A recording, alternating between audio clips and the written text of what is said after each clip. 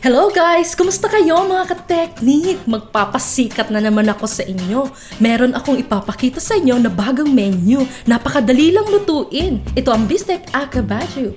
Don't you worry, piniritong karne lang yan. Served with onion, tomato sauce, and fried egg on top. It's a classic Colombian dish. Excited na ba kayo matutunan ang ating bagong menu? Tara, let's simulan na natin ang pagluluto.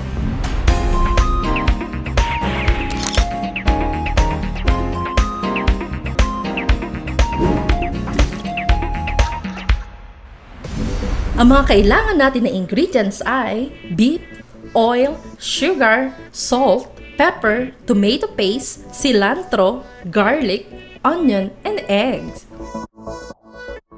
Ilagay ang oil sa mainit na kawali.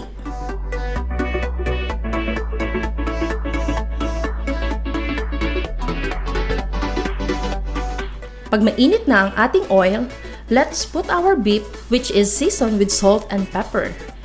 I-fry around 5 to 6 minutes per side in a medium fire.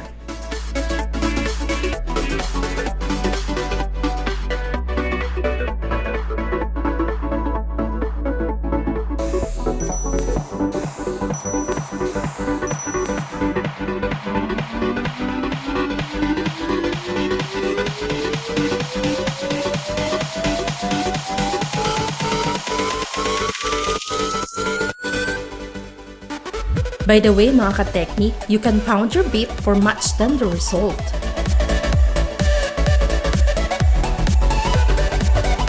While we are waiting for our beef to cook, let's make the sauce. Prepare another frying pan, then put a little bit of oil.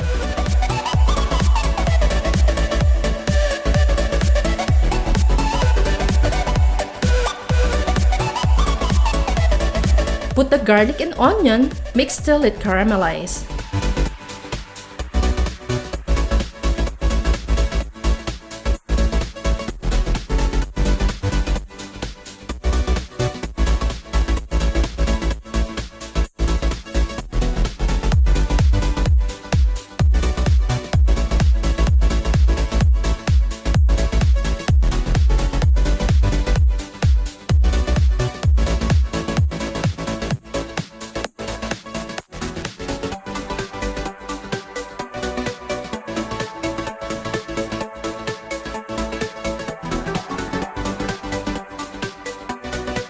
Pag caramelize na ang ating onion and garlic, ilagay natin ang ating tomato sauce. Halu-haluin hanggang maluto.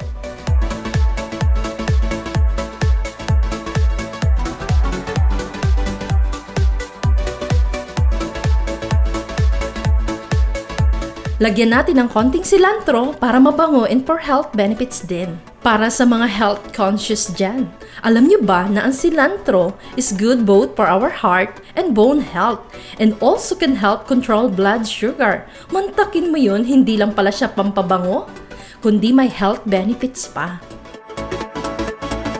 Let's check our beef. Well done na siya mga ka-technique, luto na siya. Ibig sabihin, pwede na tayong kumain. Let's put it on the plate na. Smells so good!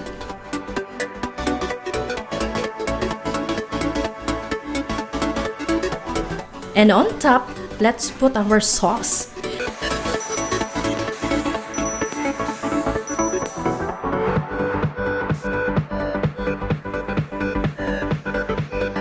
And of course, cilantro for more health benefits. And now, let's put the egg on top. It looks so yummy and smells good. And here it is, our Bistec a Caballo. Perfect and beautiful. Parang ikaw lang. Ang dali lang lutuin, di ba? So ano pang iniintay nyo mga ka-technique? I-try nyo na, simulan nyo na ang pagluluto. And tell me how it goes for you. Comment down below. Share your story.